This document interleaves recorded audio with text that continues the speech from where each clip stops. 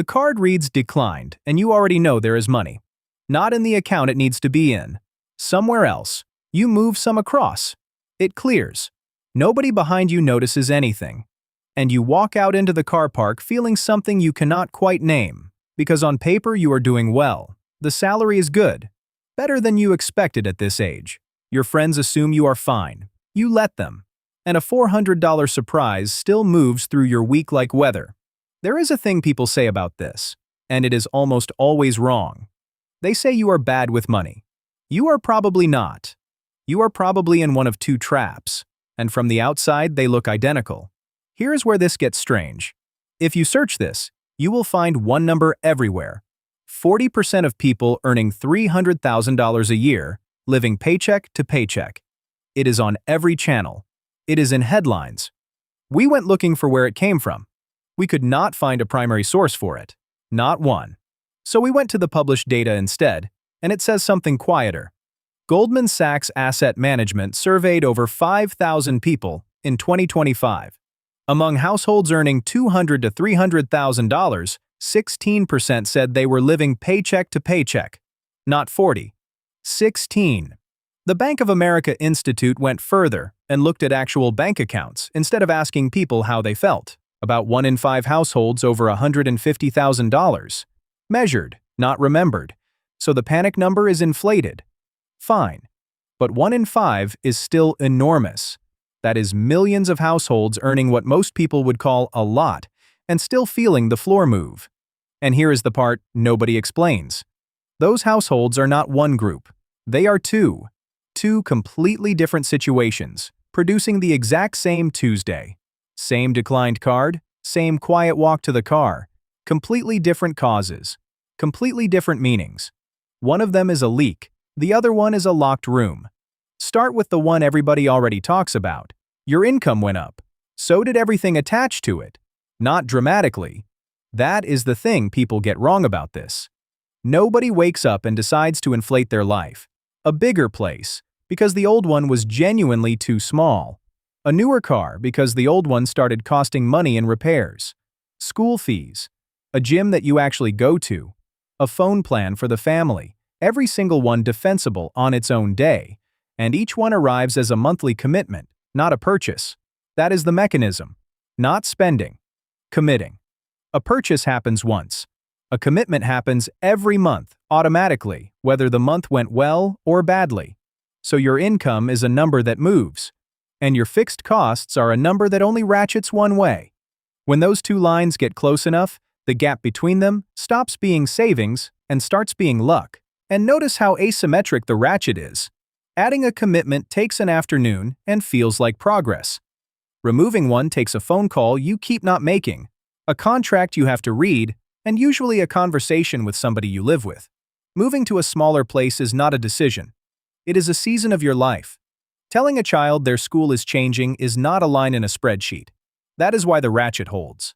Not because the maths is hard. Because every notch on the way up was easy, and every notch on the way down is a negotiation. This is the leak. It is real, it is common, and it is genuinely reversible. Because a commitment you made, you can usually unmake. Slowly, awkwardly, expensively, but you can. Now the one almost nobody names. Picture a house with a room in it that you own. Everything valuable you have built is in that room. The door is not locked against you. You have the key. But opening it costs something. A fee, a penalty, a tax, a signature, and 3 weeks. So on any given Tuesday, with a bill in front of you, that room may as well be somewhere else. You are not poor. You are not overspending. You are holding your money in a form that cannot help you today. Economists have a name for this, and it is a good one.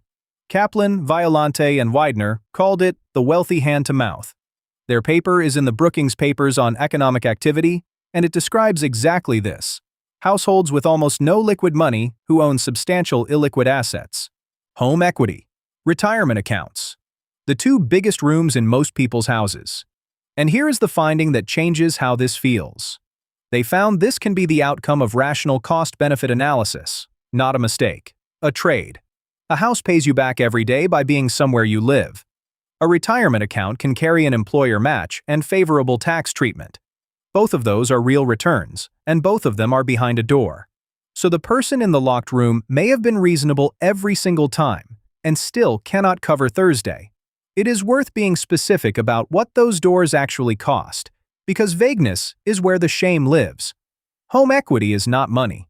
It is the difference between what a house would sell for and what you still owe on it. To turn any of it into something you can spend, you either sell the house you live in or you borrow against it and start a new monthly commitment. One of those uproots your life.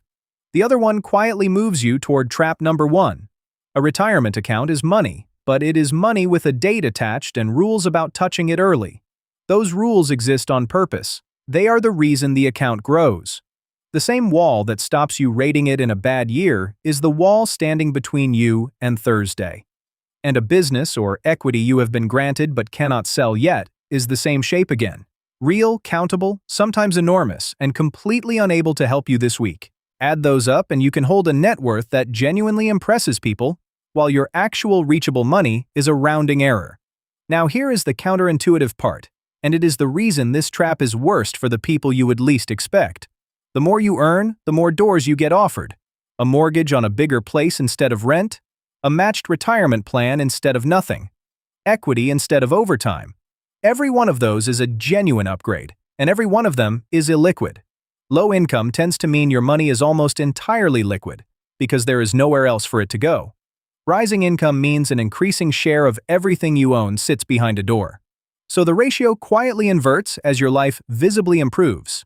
Your net worth line goes up and to the right. Your reachable money does not move. And because the outside world only ever sees the first number, so do you. That is the trap tightening. Not through any bad decision, through a sequence of upgrades that each made sense on the day, which is precisely why willpower is the wrong tool for it. Now hold the two of them next to each other. Same salary, same declined card, same feeling in the car park. One person's money is leaving, the other person's money is parked. And they get told the same thing by the internet, which is that they lack discipline. For one of them, that is roughly true and roughly useful.